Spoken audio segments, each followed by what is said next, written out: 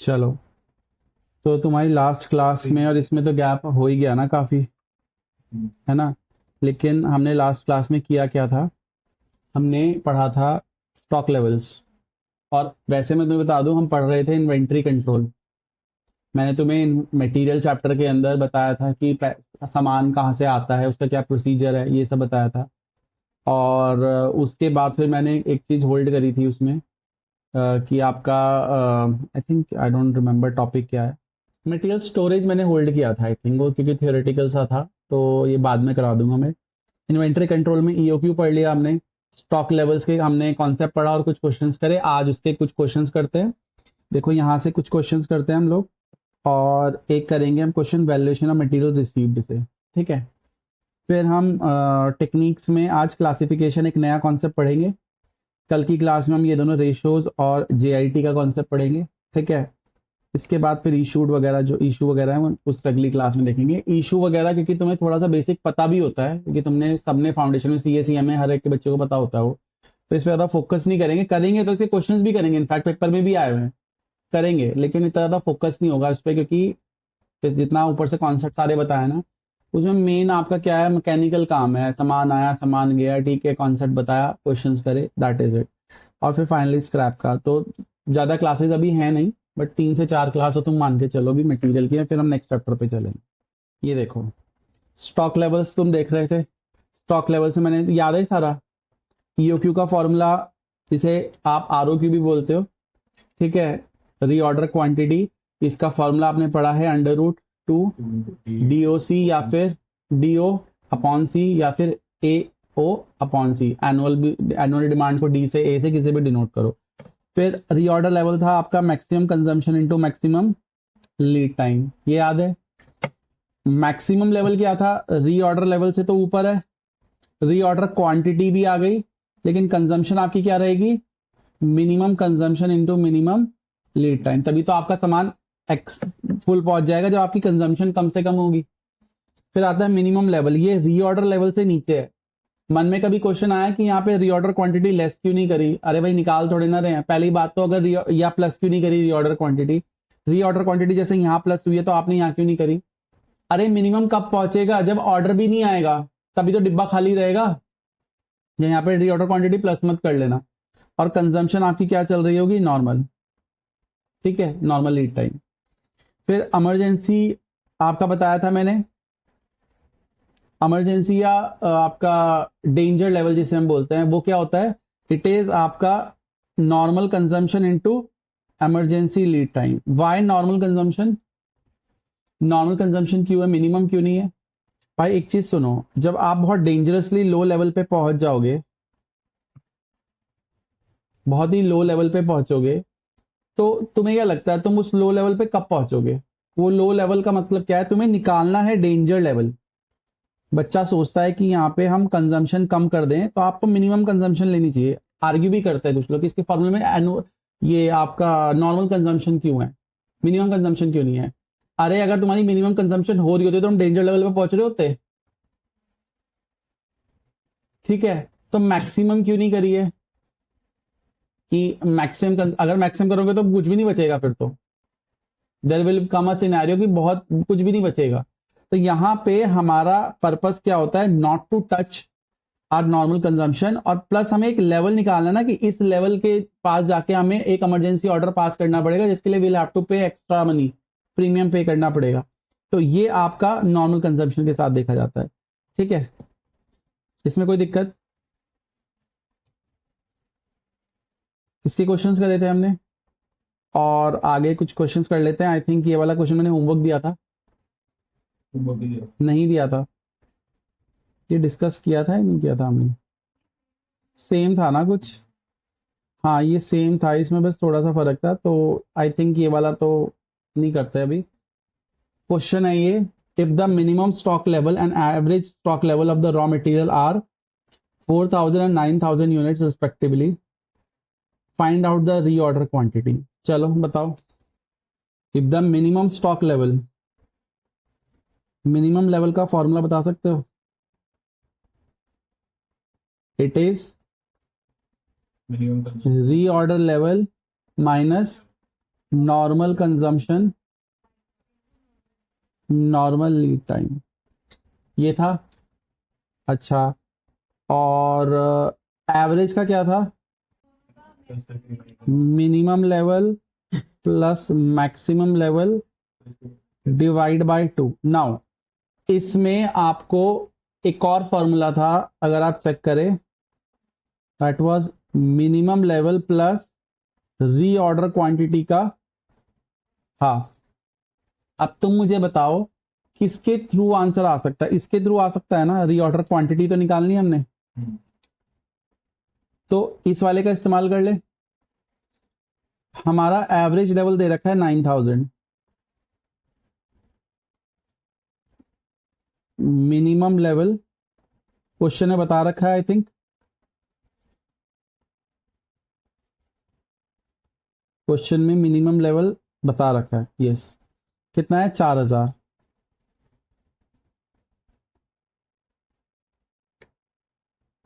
Reorder quantity divide by 2, याद है ना ये वाला फॉर्मूला भी? चलो आर ओ क्यू बता दो कितना आया है। ठीक है, 9000 से 4000 माइनस होगा, कितना बचेगा? 5। 5 इंटू 2 इज 10,000। तो we don't really need this formula. और कुछ मांगा होता तो शायद उसका इस्तेमाल हो जाता, अभी डायरेक्ट इसी से निकाल लेंगे। समझ में आया? चलो आगे करते हैं। The annual carrying cost of material x is 3.6 per unit, total carrying cost 9000 रुपये है पर एनम। तो कैरिंग कॉस्ट आपको एनुअल दे रखी है, ठीक है, ₹0.36 पर यूनिट पर एनम, ठीक है। तो टोटल कैरिंग कॉस्ट का फॉर्मूला क्या होता है? इसमें ईओक्यू वाला फॉर्मूला मत लगाना। टोटल कैरिंग कॉस्ट का फॉर्मूला होता है ईओक्यू या ROQ divide by 2 into C H. C H आपको कितना दे रखा है? 3.6, और ये कितना दे रखा है? 9000। तो आपका ईओक्यू आ जाएगा इससे 5000 आ रहा है, नहीं यूनिट्स।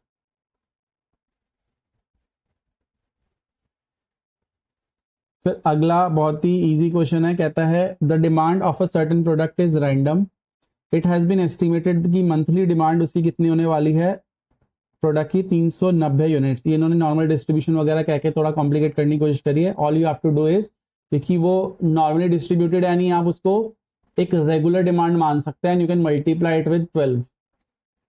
वैसे तो रैंडम डिमांड है, लेकिन आपने उसको स्मूथ आउट कर दिया है, आपने कहा कि 390 एक महीने की है, तो आप 12 से मल्टीप्लाई करके एनुअल निकाल सकते हो। तो एनुअल डिमांड कितनी आ जाएगी?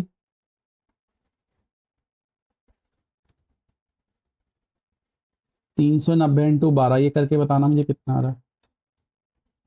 फिर कहता है the unit price is 25 and ordering cost is 40 पर ऑर्डर एंड कैरिंग कॉस्ट 35% है। 35% किसकी?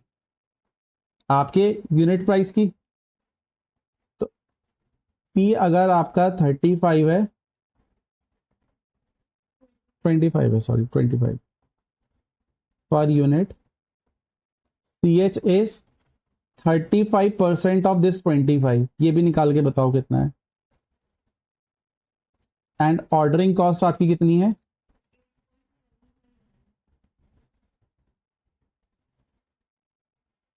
8.5 rupees per unit per annum, right. And ये आपका कितना है? 4680 यूनिट्स की डिमांड है एनुअल, ठीक है। अब ईओक्यू लगा लो आप।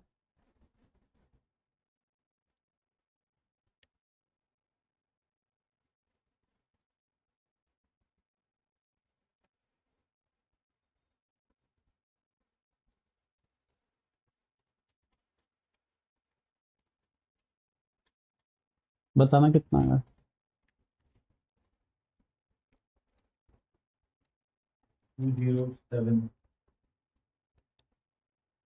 206.85, 207 कर लो।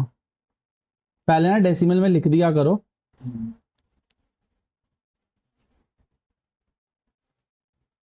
डन, कोई दिक्कत इसमें? ठीक है, तो ये बहुत ही बेसिक सा क्वेश्चन था, इसमें कोई मतलब इंडिविजुअल पॉइंट्स थे तो इसमें कोई बड़ी चीज नहीं थी। नेक्स्ट देखो, फायदा वे इसमें स्टॉक लेवल का सिर्फ एक ही क्वेश्चन था, बाकी ईओक्यू वाले थे, चलो वो भी प्रैक्टिस हो गया। ठीक है, PQR limited manufactures a special product which requires Z। कोई एक स्पेशल प्रोडक्ट बना रहे हो जिसमें एक मटेरियल Z नाम के मटेरियल की जरूरत है। ना मटेरियल आपका क्या हो गया, Z इनपुट, और आउटपुट कोई भी प्रोडक्ट है, वी डोंट नो। ठीक है, the following particulars were collected for the year 25-26। Monthly demand दी है, हम उसको एनुअल कर लेंगे। ठीक है, देखते हैं अभी किस हिसाब से दे रखा है डाटा, वीक्स वगैरह तुम आगे पढ़ लिया क्या। Cost of placing the order, ठीक है, पर ऑर्डर दिया है तो दैट इज फाइन।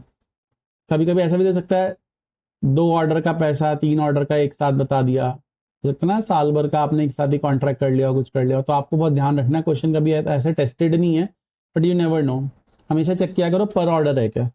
फिर री ऑर्डर पीरियड कितना है, 5 to 8 वीक्स।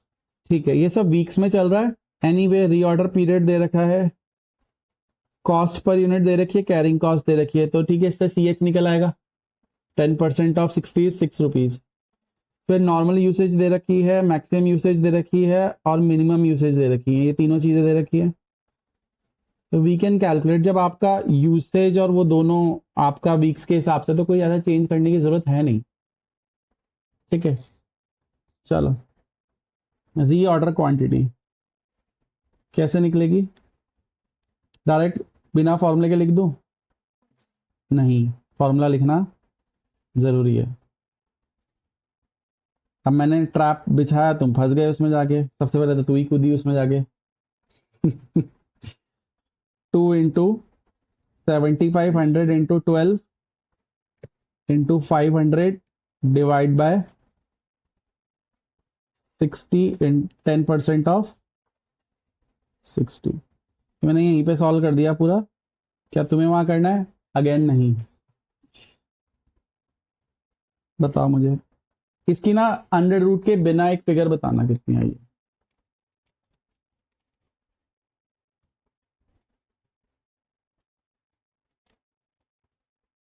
डेढ़ करोड़।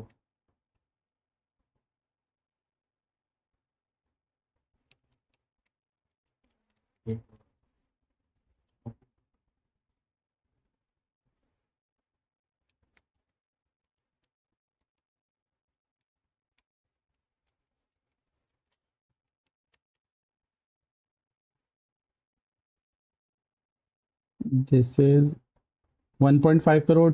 Yes.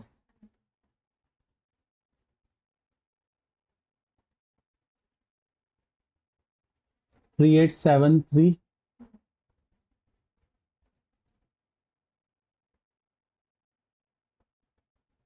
यूनिट्स। नाउ आपका आता है री ऑर्डर लेवल।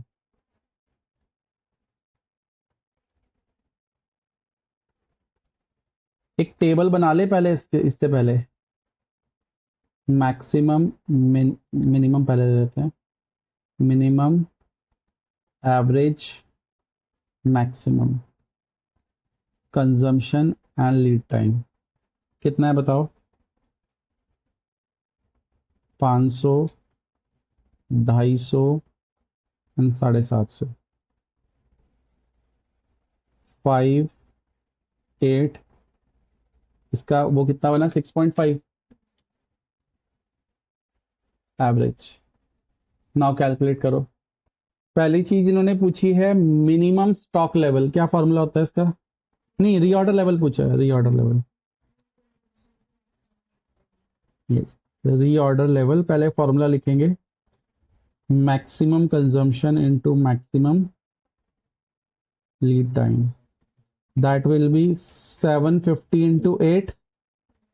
एक चीज इसलिए हमने चेंज नहीं करी कि दोनों वीक्स में ही है, तो ऐसा कोई पंगा नहीं है। कितना आ रहा है इसका आंसर, 6000 यूनिट्स। अगला मिनिमम, फिर मैक्सिमम और फिर एवरेज।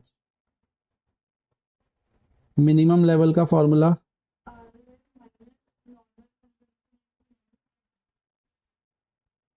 प्लस नहीं है, माइनस है, क्योंकि नीचे आ रहे हो ना, तो consumption,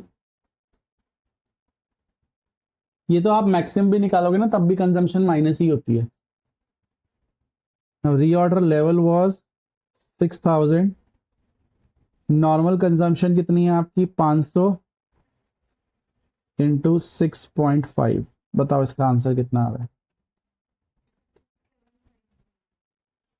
2750 units.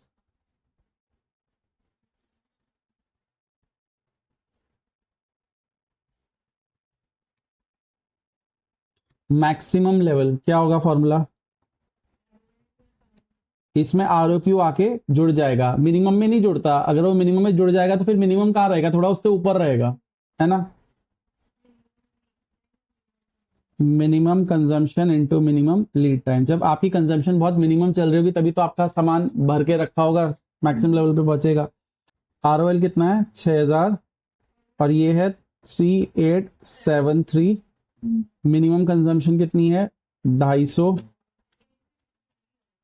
86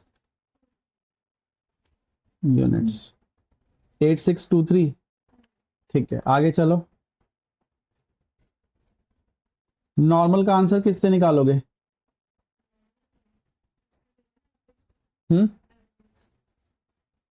average maximum plus minimum, उससे जो भी फॉर्मूला जिससे भी निकालोगे ना उस फॉर्मूले को भी लिख देना, फॉर्मूला तो सबके लिखने हैं, ठीक है। Minimum level plus half of EOQ, इससे अलग आंसर आएगा, and minimum plus maximum divide by 2 will be the different answer. Minimum level कितना है आपका 2750 प्लस हाफ ऑफ 3873,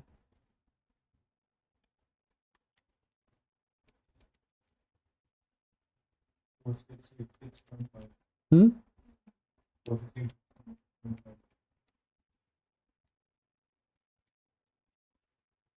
4686.5 यूनिट्स। और एक फॉर्मूला और है इसका, उसका फॉर्मूला क्या है, minimum level plus maximum level divide by 2, कितना है मिनिमम लेवल 2750 प्लस 8623, क्या बात बोली ना तूने, ये एवरेज का फॉर्मूला तो नहीं था, अरे नॉर्मल और एवरेज एक ही तो होता है क्या है, इतना गैप हो गया ना, क्लास में 4 दिन की छुट्टी करी है तुम लोगों ने बीच में।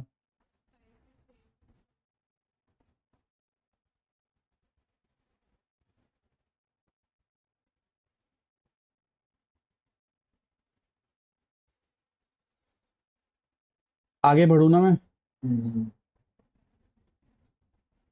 Following details are related to manufacturing concern, reorder level आपका 1,60,000 यूनिट्स है, इकोनॉमिक ऑर्डर क्वांटिटी आपकी 90,000 है, ये थोड़ा सा ना अलग अलग लाइन में आना था, ऐसे हो गया, बट ठीक है मैं ऐसे लिख देता हूँ लोचो तुम्हारे लिए। Reorder level is 1,60,000, reorder quantity is 90,000 units, minimum level कितना है आपका 1,00,000, मैक्सिमम लेवल कितना है आपका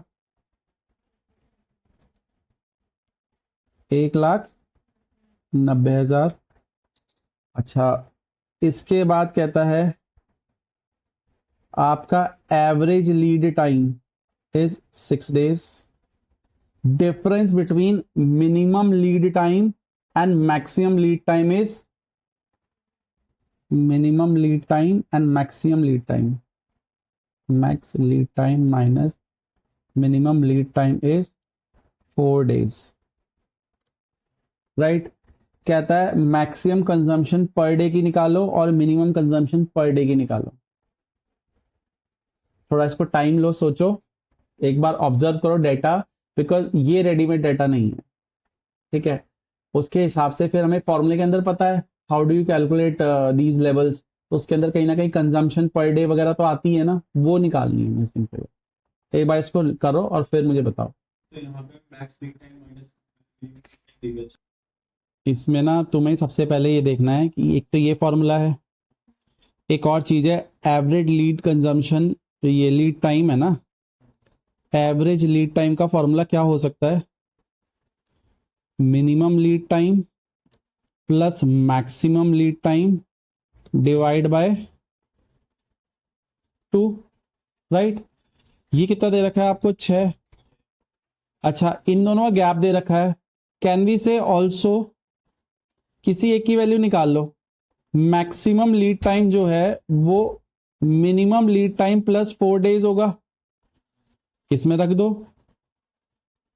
मिनिमम लीड टाइम प्लस, इसमें ये वाला फॉर्मूला मैक्स का वैल्यू रख दो, कितनी है, minimum lead time plus 4 divide by 2, ये 12 हो जाएगा।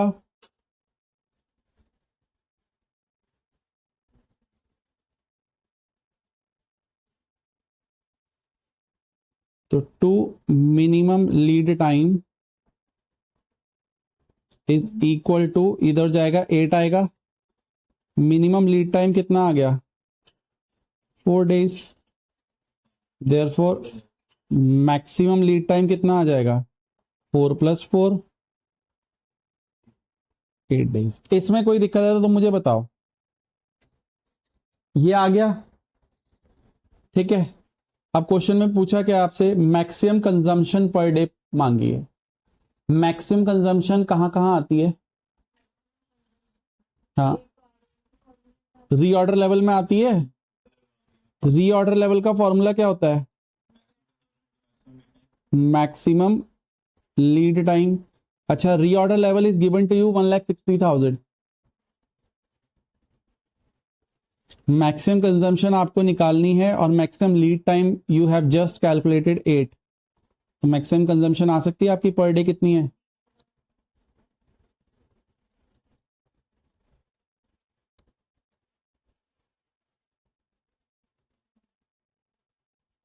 इजी था ये। अब मिनिमम कहाँ आती है, मैक्सिमम लेवल में, do we have maximum level, yes we have maximum level का value, maximum level is equal to ROL plus minus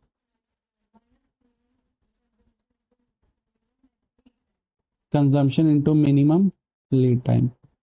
जो जो चीजें पता है वो रख दो इसमें, इतना कंफ्यूज क्यों हो गए थे इसमें। मैंने ये स्टेप करा था, मैंने टाइम वाला, हम्म, तो मैंने वहाँ पे पता नहीं मेरे दिमाग में आई थी।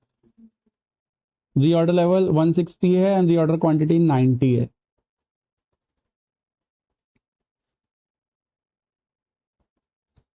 We have to calculate minimum consumption per day और मिनिमम लीड टाइम अभी अभी निकाला है 4 डेज, देख लो।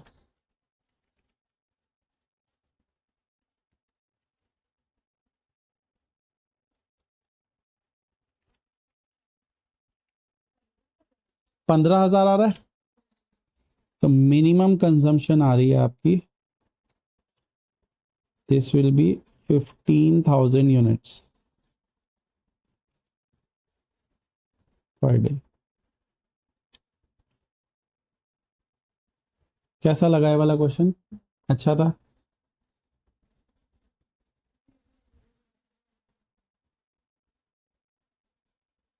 ये वाला क्वेश्चन है तुम्हारा, इसमें एनुअल डिमांड दे रखी है 60,000 यूनिट्स, कॉस्ट दे रखी है 10 पर यूनिट्स, ऑर्डरिंग कॉस्ट दे रखी है, कैरिंग कॉस्ट दे रखी है, क्योंकि आपको परचेज प्राइस पता है तो उसका 15% निकल जाएगा, रीऑर्डर पीरियड दे रखा है आपको, सेफ्टी स्टॉक दे रखा है, ठीक है। क्वेश्चन में आपसे कुछ चीजें मांगी है, बोला company operates 300 in a year, इसका यूज है नहीं है क्वेश्चन में, वो देख लेंगे आगे।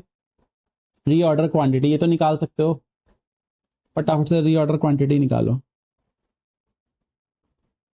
15% ऑफ एवरेज इन्वेंट्री क्या होगा, मतलब परचेज प्राइस का 15%। जब टोटल कैरिंग कॉस्ट निकालोगे तब तो एवरेज इन्वेंट्री करते ही हो ना, ईओक्यू डिवाइड बाय 2, वो ये बोलना चाह रहा है वो कि ईओक्यू डिवाइड बाय 2 और इसका 15%, बट 15% किसका है, 10 रुपए का, ये टोटल कैरिंग कॉस्ट आएगी, फिर वो ये बोलना चाह रहा है। अच्छा, जब तुम इंस्टीट्यूट के लिए लिखोगे ना तो डी को लिख देना एनुअल डिमांड, ऐसे करके, क्योंकि वो लोग कहीं पे ए भी यूज करता है, तो मैं पहले ही बोल रहा हूँ जरूरी नहीं है मेरे ही सिंबल्स यूज करने हैं तुम्हें, ठीक है।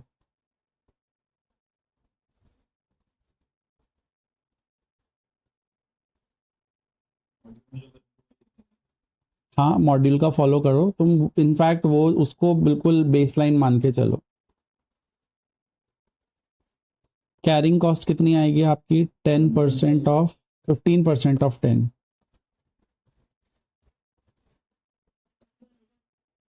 कितना आ रहा है? 1.5, टोटल कितना आ रहा है ये?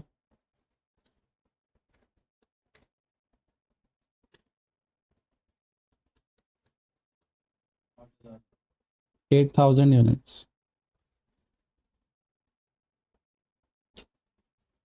इसके बाद बोलता है रीऑर्डर पीरियड, नहीं रीऑर्डर लेवल पूछा है,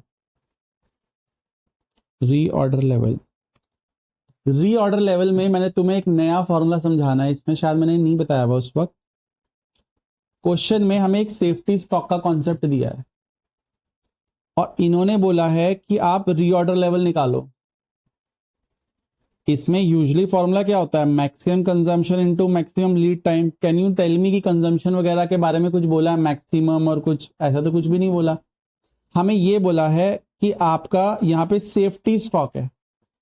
देखो इसका एक और फॉर्मूला है, आपके पास एक सेफ्टी स्टॉक दिया हुआ है क्वेश्चन में। जब ये खत्म हो जाए, इतना इस लेवल तक का आपका कंजम्पशन चल जाएगा तो काम चल जाएगा। मतलब एक अलग से मान लो बिन है, इसमें आपने अलग से चीनी रखी हुई है। मुझे ऑर्डर तब, reorder level is what? The time we must pass the order.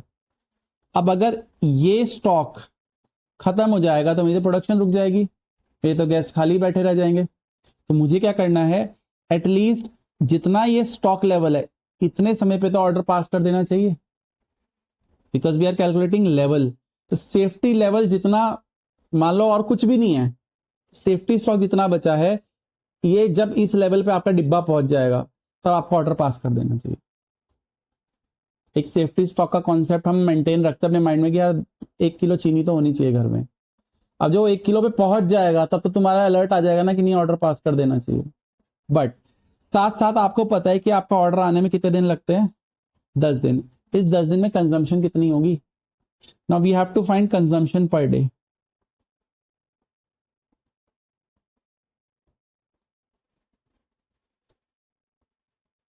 आपकी सालाना कंजम्पशन कितनी है? 60,000, लेकिन आपकी कंपनी तो चलती है सिर्फ 300 दिन, तो पर डे कंजम्पशन आ जाएगी। बताना जरा कितनी आई है?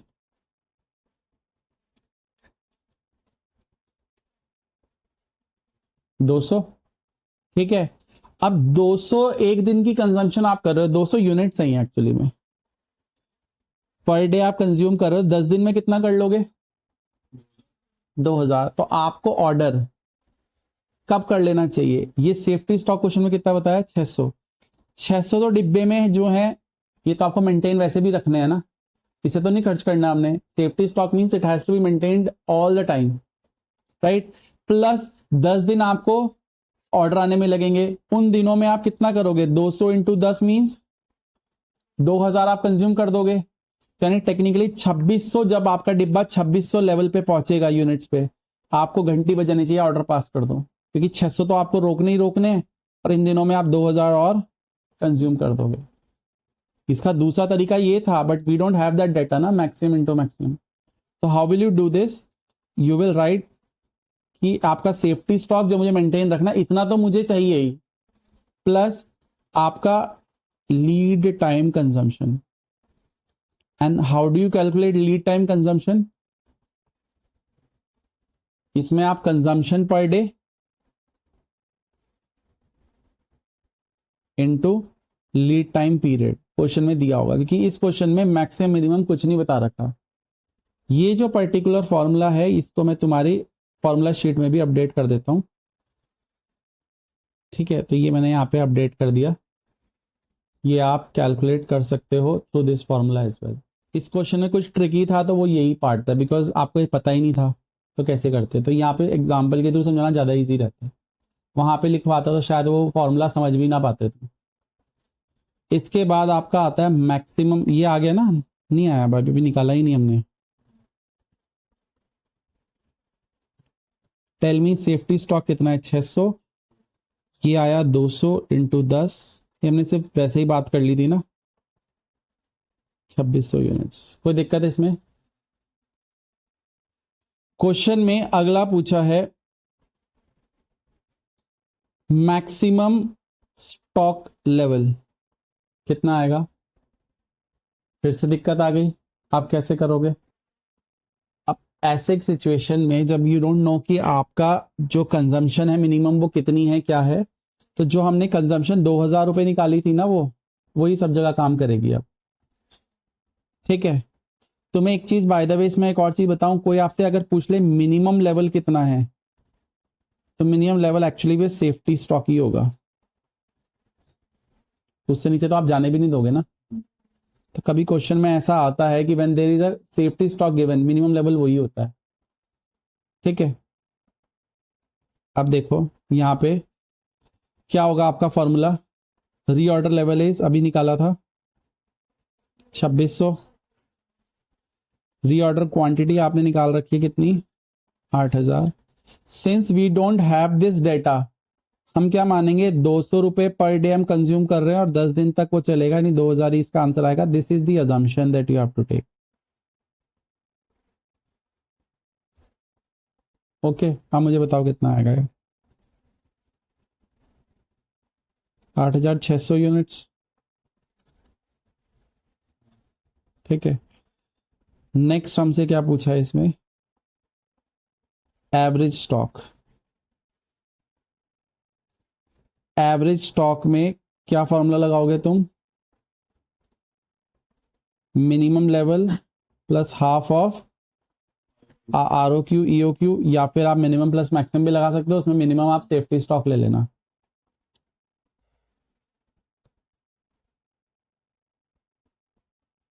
आठ हजार था ना,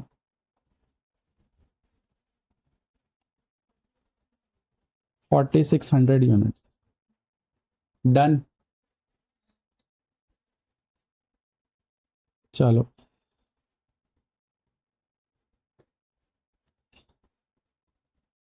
तो ये क्वेश्चन तुम्हें सिमिलर सा ही लगेगा, होमवर्क में करना है इसको। ठीक है, लो इसका वो, चलो एक क्वेश्चन मैं तुम्हें करा रहा हूँ जहाँ पे प्राइसिंग वैल्यूएशन हम करते हैं मटेरियल की, ये वाला क्वेश्चन है। देखो, SKD कंपनी लिमिटेड जो कि रजिस्टर्ड नहीं है, purchase material P from the company, from a company which is registered under GST। अच्छा, तुम्हें GST का कॉन्सेप्ट पता है?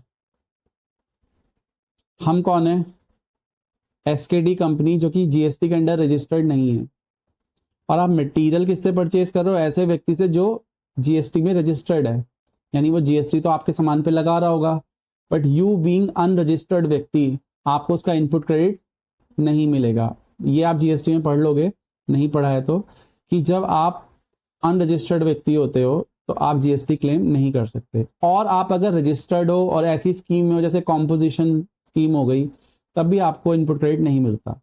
ये GST के टीचर आपको बताएंगे। ठीक है, यहाँ पे 100 बात की एक बात है कि हमें GST का क्रेडिट नहीं मिलेगा, since we are not getting GST का credit, it will be treated as cost, और हमारी कॉस्ट में ऐड होगा। अगर इनपुट मिल जाता गलती से तो वो कॉस्ट कैसी हुई, फिर तो मुझे पैसा वापस मिल रहा है किसी ना किसी रूप में। ठीक है, अब वो जो आपके पोर्टल वगैरह पे किस फॉर्म में वो शो करता है, सब GST के टीचर बताएंगे कि कहाँ पे इनपुट क्रेडिट आपको लेना है। ठीक है, 2A 2B ये सब चलता है उसमें, तो that your teacher will tell you.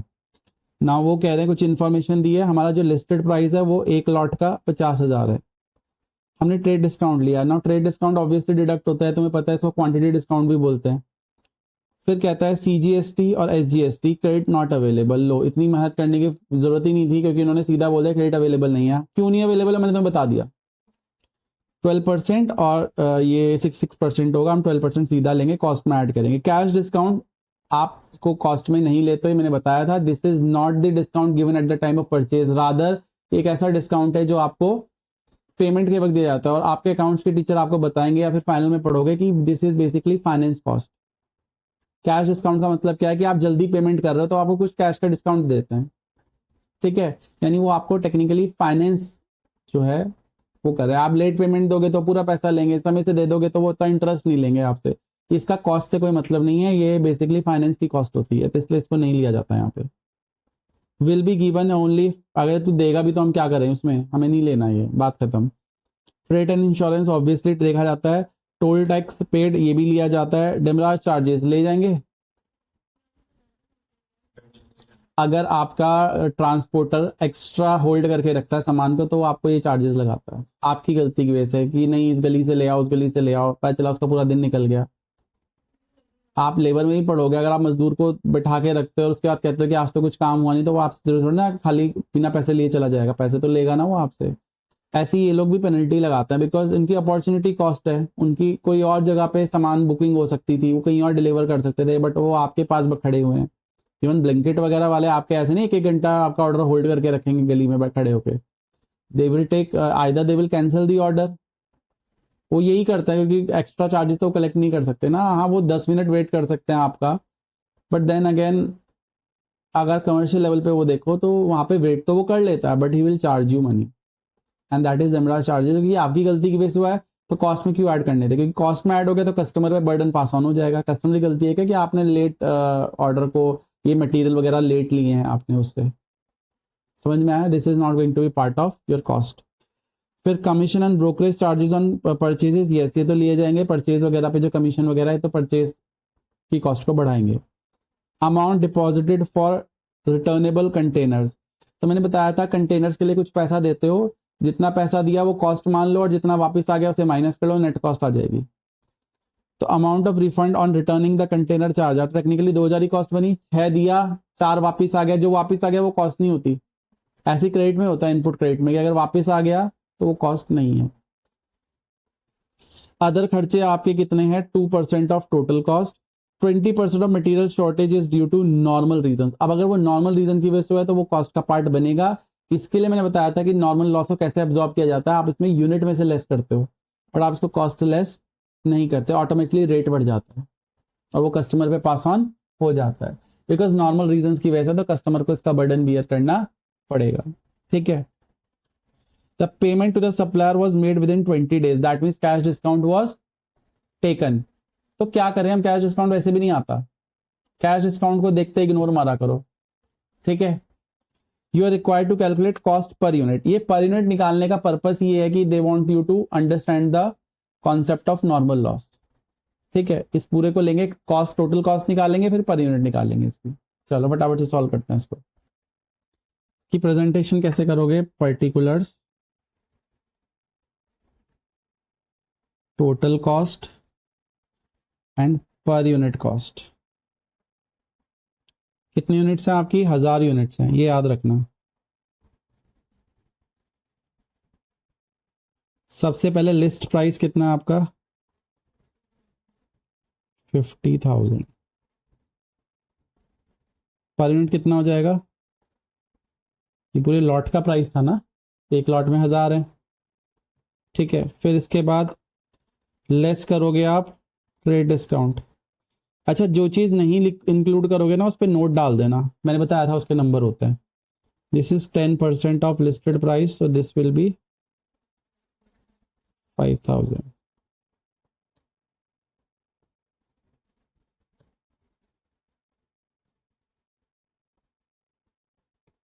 कोई दिक्कत इसमें।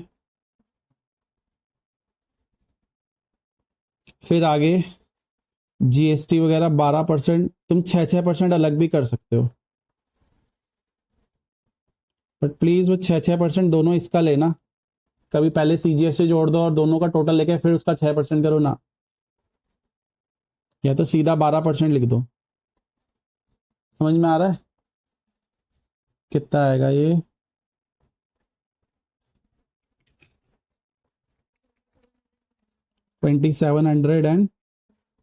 $2700। Next, cash discount working note डलेगा और सीजीएसटी पे भी नोट डलेगा, इन पे भी नोट डलेंगे। ठीक है, working note number 1। Cash discount नहीं लेंगे, उस पर वर्किंग नोट नंबर 2 डाल देंगे। फिर क्या जोड़ेंगे हम,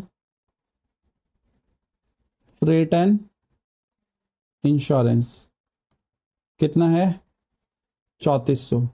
सी इसका पर यूनिट बना लेना या टोटल सारी कॉस्ट करके फिर एक साथ पर यूनिट बना लेना। टोल टैक्स बताओ, ये टैक्स आपका रिफंड होगा क्या? नहीं, 1000 रुपये।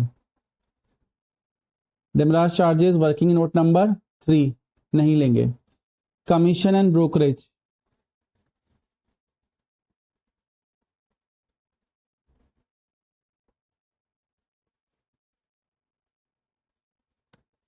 कितना है ये 2000। अभी तक कोई दिक्कत? अगला है इसमें कंटेनर्स कॉस्ट। कंटेनर्स कॉस्ट कैसे लोगे आप? हाँ, 6000 में से 4000 लेस कर दोगे, जितना आपके पास रिफंड आ जाएगा उसको डिडक्ट कर लेना। जैसे कल को अगर जीएसटी वगैरह का भी रिफंड आता है तो 2700 गए, 2700 आए, इसलिए हम उसको कॉस्ट में नहीं लेते जिसका क्रेडिट अवेलेबल होता है। ठीक है। अदर खर्चे, ये तो बहुत अच्छा पॉइंट है, इसमें कुछ और रह तो नहीं गया, एक बार देख लो।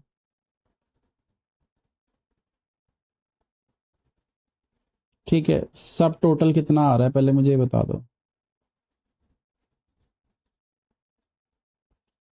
क्योंकि अब आ रहा है अगला पॉइंट अदर कॉस्ट।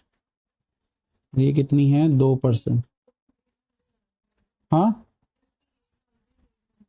58,800। अच्छा मुझे बताओ, ये अदर कॉस्ट जो है वो टोटल कॉस्ट की क्या है 2% है। अच्छा, और आपको टोटल कॉस्ट पता ही नहीं है?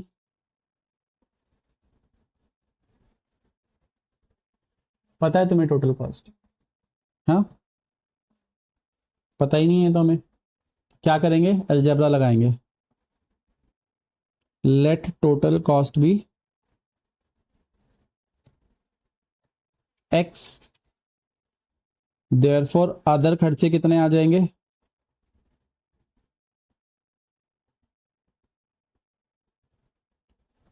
.02x, 2% तो यही हुआ ना। अब आपको पता है 58,800 plus .02x will be equal to x। क्या आप x निकाल सकते हो?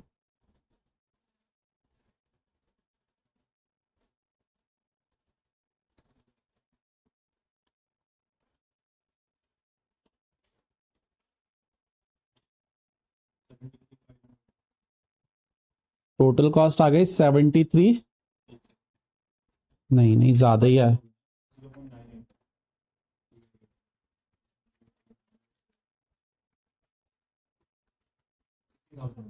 60,000। तो अगर वो 60,000 है, देयर फोर अदर एक्सपेंसेस कितने आ जाएंगे? 2% कर दो इसका।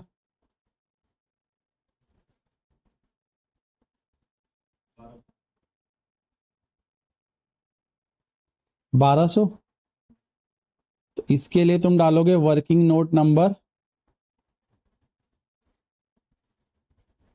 2 डाल दूं इसमें, 3 4 उनके लिए कर देंगे।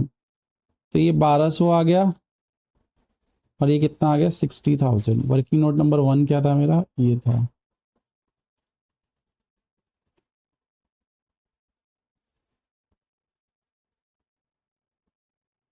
ठीक है, अब आपके पास इसमें नॉर्मल लॉस की यूनिट्स लेस होंगी। यूनिट्स तो लेस होंगी ना। वैसे इसका अभी तक लॉट का कितना चल रहा था, 60 रुपए चल रहा था ना 1000 के हिसाब से।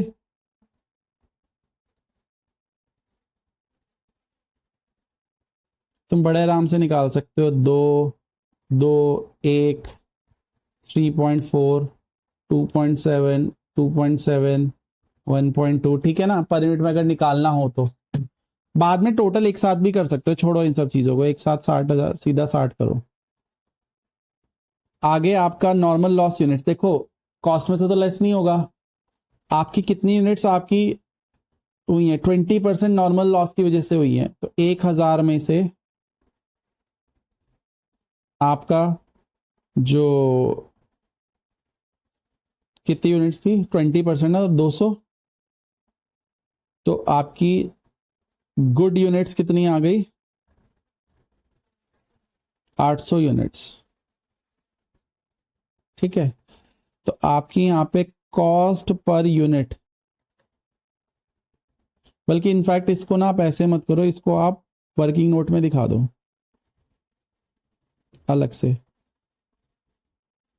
ठीक है ना, वहां पे दिखाओ ही मत इसको, दिखा दिया तो कोई दिक्कत नहीं है, लेकिन अगर इसको ऐसे दिखाना है तो आपकी कॉस्ट पर यूनिट कितनी आ जाएगी, 60,000 डिवाइड बाय 800, कितना आ गया। रेट किस पे पास, रेट बढ़ गया तो किस पे पास ऑन हो गया बर्डन, कस्टमर पे। 75,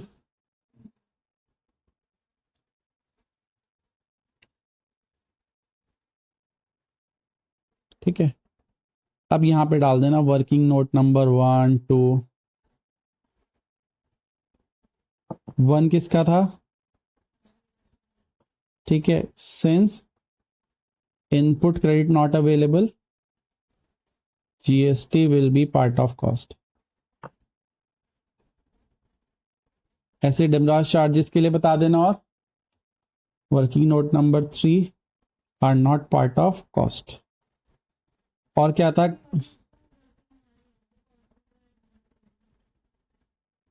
कॉस्ट किसके लिए निकाल रहे हो तुम, जिससे प्राइस सेट कर सको और कस्टमर से ले सको। कॉस्ट ही बढ़ी होगी तो प्राइस भी तो बढ़ेगा। Cash discount is not part of cost, समझ में आ गया। ऐसे आपको जो भी इसमें नोट तुम्हें लगता है डालने चाहिए, प्लीज पूरा डाल के रखना, क्योंकि अगर सिर्फ इतना सॉल्व करके आए तो फुल नंबर नहीं मिलेंगे।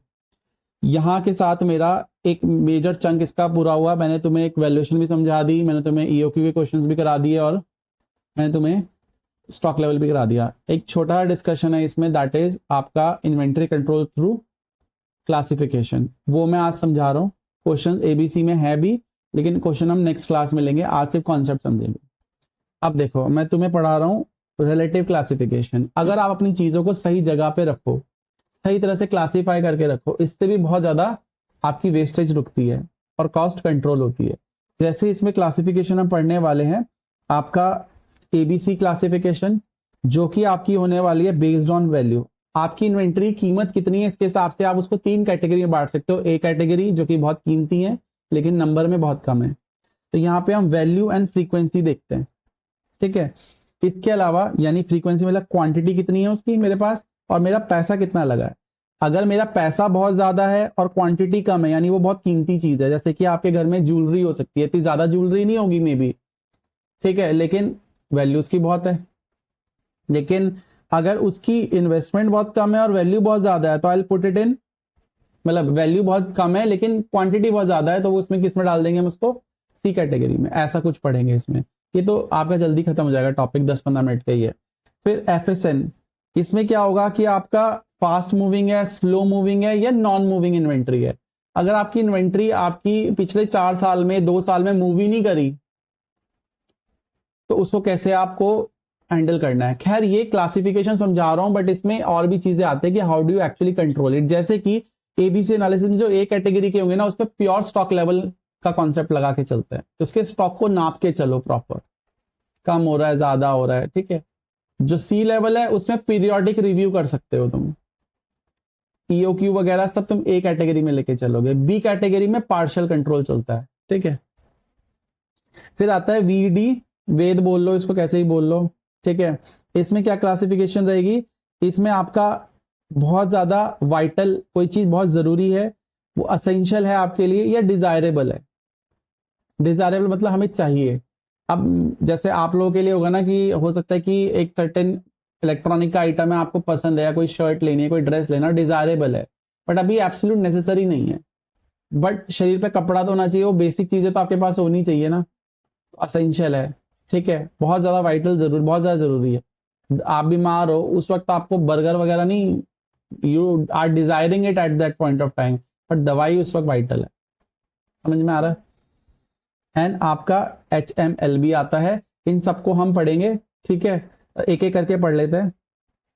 सबसे पहले ए कैटेगरी जिसमें आपकी quantity represents only 10% of the total items, यानी जितना आपके पास सारा स्टॉक पड़ा है उसका सिर्फ 10% ये है, लेकिन इसकी कीमत इतनी ज्यादा है, वैल्यू इसकी ज्यादा है कि टोटल इन्वेंट्री का 70% इसमें है। जैसे कि आपके पास टोटल इन्वेंट्री मान लो कितनी है, उसकी वैल्यू है 1,00,000 रुपए, ठीक है, सारी चीजें आपने मिला के देख ली। उसमें से आपका जो गोल्ड का कोई आइटम है, मान लो वो ही कितने का आ गया, 50,000 रुपए का। I will put it in A category. अब ये तो हो सकता है एक आइटम हो, सारे मिला के वो 70% से ऊपर चले जाए वैल्यू में, और ये 70% कोई बॉर्डर लाइन नहीं है कि इसके ऊपर जरा 71 गया, अरे 69 आ गया, ना ना ए में नहीं रहा, ऐसा कुछ नहीं है। ये सिर्फ एक आपका इलिस्ट्रेटिव पर्पस के लिए बताया गया 70%, बट यू कैन जज इट योरसेल्फ। हर मैनेजमेंट अपने हिसाब से जज करते हैं कि उसके लिए ए कैटेगरी का आइटम क्या है, बट ये नंबर में बहुत कम होंगे, यानी कि क्वांटिटी कम होगी लेकिन वैल्यू में बहुत ज्यादा होंगे। वैल्यू में मैक्सिमम पोर्शन यही है, लेकिन नंबर में बहुत कम होंगे। अगर आप नंबर गिनने जाओ ना तो बहुत सारी इन्वेंट्री आपके पास आ जाएगी, लेकिन ये एक दो ही होंगी, ठीक है। क्या क्या कंट्रोल कर सकते हो आप इस पे, स्ट्रिक्ट एंड टाइट कंट्रोल करोगे, बजट्स बनाओगे, टोटल रिक्वायरमेंट का लेवल्स मेंटेन करोगे, ठीक है, प्रॉपर्ली लेवल्स फिक्स करोगे इसके और मॉनिटर करोगे, ये की बहुत जरूरी चीज है आपकी। फिर अगला आता है बी कैटेगरी के। बी कैटेगरी के लिए आप क्या करोगे, यू विल, ये क्या होता है, मॉडरेट वैल्यू, इनकी वैल्यू इतनी ज्यादा नहीं होती बट ठीक ठाक होती है, ठीक है, और क्वांटिटी भी इनकी ठीक ठाक होती है, मीनिंग ये 20% of total investment, 20% of quantity, दोनों में ये लगभग इतना इतना होता है।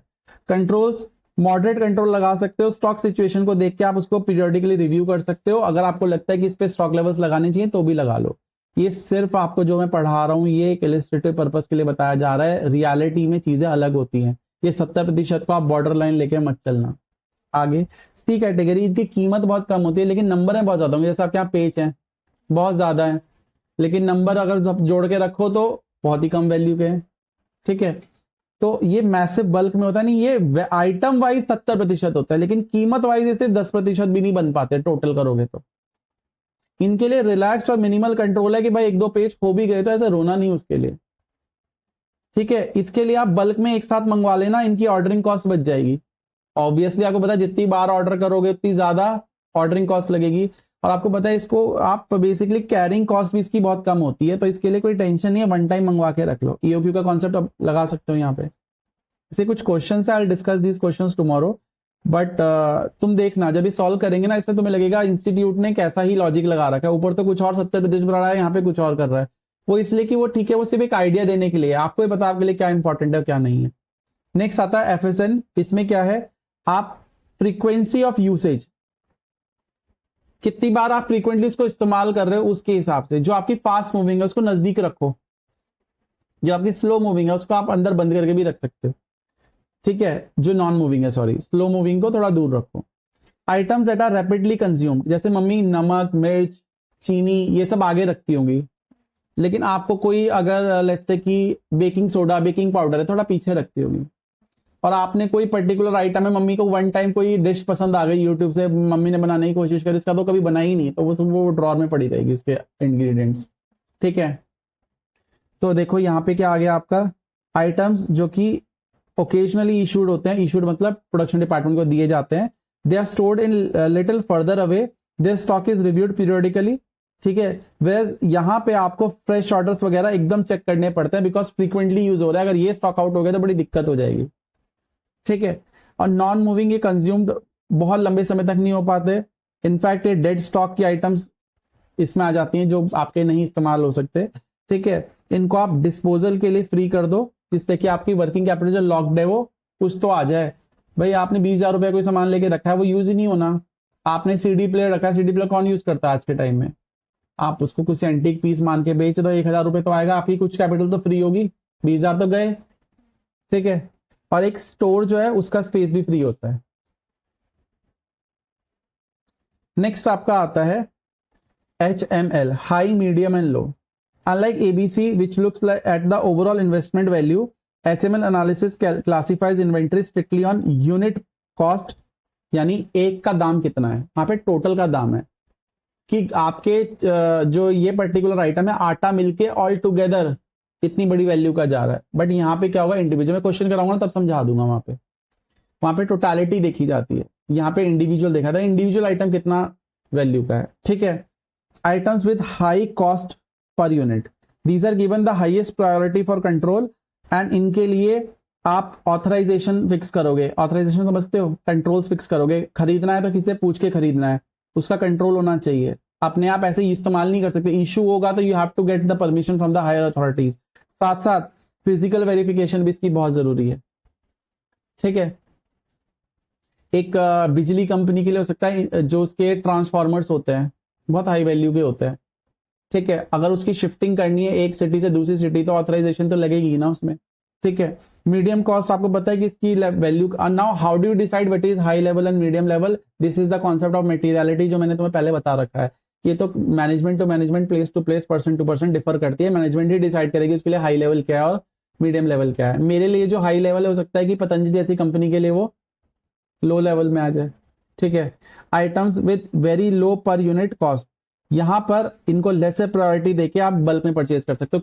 कैन वी से ये एबीसी एनालिसिस ये एक तरह से, बट ये इंडिविजुअल लेवल पे जाके है, वो टोटालिटी में होता है कि भाई 5 चैप्टर कर लो सिलेबस के और इनसे पास हो जाओगे। ठीक है, इन्हीं से पास कर जाओगे। बट ये क्या कह रहा है कि भाई एक चैप्टर ऐसा जिसमें 4 नंबर का क्वेश्चन हर बार आ रहा है तो उसको कर लेना पहले। ये टोटालिटी में नहीं देख रहा कि 4 number is not too big, but जिसकी जो आ ही रहा है हर बार उसको देख लो, और फ्रीक्वेंटली आ रहा है तो एफिशिएंट। समझ गए ना, मतलब मैं क्या समझाना चाह रहा हूं कि कोई बड़ी चीज नहीं है इनको समझना। ठीक है, एक इसमें रह गया मेरे ख्याल से, वो है आपका वीईडी, वाइटल, असेंशियल एंड आपका डिजायरेबल।